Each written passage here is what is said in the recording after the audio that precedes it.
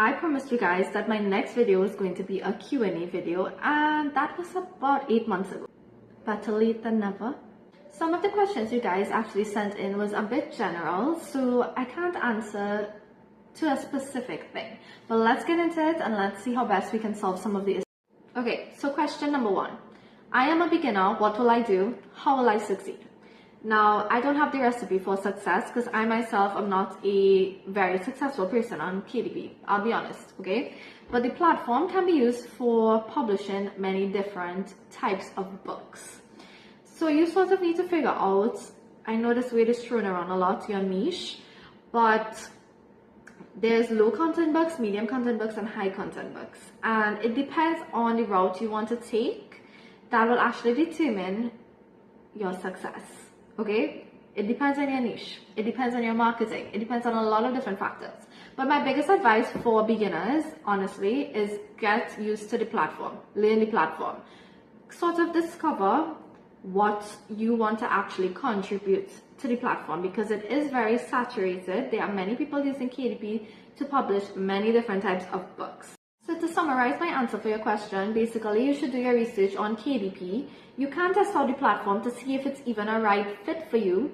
And please note that KDP is not a get-rich-quick scheme that is very much portrayed online. It's really not like that. Okay, question number 2. So this person is having difficulty with measurements, and they're stating that their cover for bleed measurement is not correct. Now, I can't directly assist you with this issue, but what I will say is that KDP is very clear in indicating errors, in my opinion. Okay, so if you are getting an error message, whether it's with your cover or your manuscript, definitely read and understand the error messages that you're getting. There should be a quick fix once you follow their guidelines. They have a lot of information on how to accurately measure both your cover and your manuscript. So definitely try your best to follow KDP's rules and you should not have any issues. Okay, question number 3. Here's an honest question. Could all this KDP things really be true? Do you believe if you strive enough, KDP could actually pay off someday?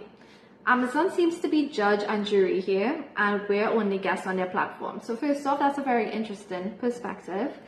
But let me answer your initial question. Could it be true? So we see a lot of successful people making a lot of money on KDP, and that's what's glorified on social media.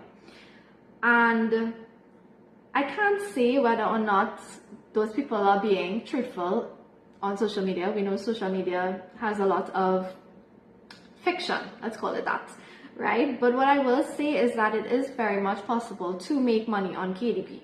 I will 100% tell you it's very much possible. I think in this case you're referring to actually being successful, right? And having enough income from KDP that it becomes like your main source of income. And I can't speak from experience in this case because that's not me, but what I will say is that I've taken the approach that many has taken, where you start off with low content books, maybe medium content books, and it isn't as successful. And the reason for that is not because of marketing, it's not because of your strategy. What I would actually say is that it's so saturated that it comes down to sort of a probability of a customer seeing your book, your creation, and actually purchasing it. It's sort of a probability, okay? I'm not saying marketing isn't great, especially if you push that specific book. What I will say in terms of KDP being passive is that, let me tell you guys a situation, okay? So I have not uploaded any new content on KDP for months, let's just say 6 months, and it was not intentional. But nevertheless, I decided in February to check my balance to see if I was still making sales, and surprisingly, guys, I made $12. Now $12 is not a lot, but it was more than I have ever made in any of the previous months when I was constantly creating content.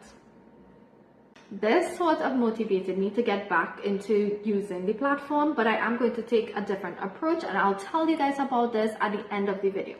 So to summarize your question, right, you basically asked if there is payoff in the long haul, and I would say yes, but you will definitely have to dedicate quite a lot before you gain that success.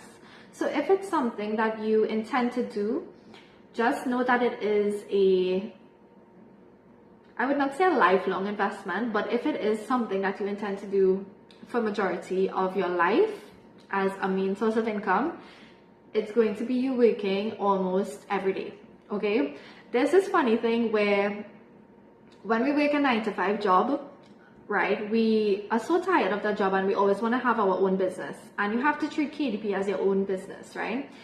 And being a business owner doesn't mean you work that 9-to-5. You have to work 24 hours, right? It just is what it is. Question number 4, I believe. So how do you categorize high content books, such as the number of pages, and what's the difference in pricing them from low content books? So with respect to categorizing high content books, it depends on your genre. It depends on what the book is actually about. I don't know if you mean the specific categories, but that's something that is specific to your book, okay? And with respect to the number of pages, so the number of pages is not necessarily the determining factor between a low content book and a high content book. Let me explain. So very quickly, low content books are planners, diaries, logbooks, journals. We have medium content books, which are activity books, workbooks, puzzle books, and coloring books, right? And then high content books are novels, works of fiction, non-fiction, maybe cookbooks, right? Things that offer value in some way. Whereas low content books more require the customers to actually input their own data. So for clarity, why the number of pages is not the determining factor for categorizing low content books and high content books, let me give you an example. You can have a journal with 200 pages, but it's still a low content book because of the actual data that's in it. It's mostly blank pages. It's designed for the customer to actually put whatever information they want into that book. Versus you can have a 200, let's say a romance novella, and that is a high content book because you're offering a different type of value to the customer. There's a big difference. So the number of pages doesn't matter. It's actually the information that is provided within the books. The second part of your question is, what is the difference in pricing them from low content books? So pricing is sort of subjective. Amazon had updated their price, the minimum pricing limits and stuff like that, so definitely check out the changes. But in terms of pricing your books, it's actually very much subjective, okay? You can see a high content book priced at $5 and you can see a low content book priced at $10. It depends on your niche, it depends on your competition. It's subjective. One last question that I've been receiving mostly from my local people, it's basically, how do you collect payments from Amazon, especially if you do not live within one of the major countries, okay? So you have to use some sort of third-party service provider, and I've been using P&A. P&A has been working fine. I really wish Amazon would use PayPal, please. But P&A has been working fine. It's just that it's a bit expensive. You do have fees to pay, and P&A takes all their money, okay? You have to pay them. But another one is Stripe. I have not used Stripe. I'm trying to get into Stripe. However, I'm on a waiting list. They're very demanding, apparently. So I'm waiting to see if that actually works out better. We're at the end of the video, but wait, before you click off, I just want to give you an update as to what I will be doing next. I'm taking an entirely new approach to KDP. Instead, I've been working on a lot of high content books, specifically novels, works of fiction. And if you guys are interested in following along this journey with me, subscribe to my channel because I will be trying to upload consistently the entire process from plotting to writing to marketing and actually uploading to KDP. So you still will be receiving KDP content, but it will be a bit different, right? I'm trying to stay away from the low content books and medium content books only because it has not brought me a lot of success thus far. Okay, so if you are interested in following along with my high content book creation journey, click that subscribe button, and I'll see you guys in the next video. Bye.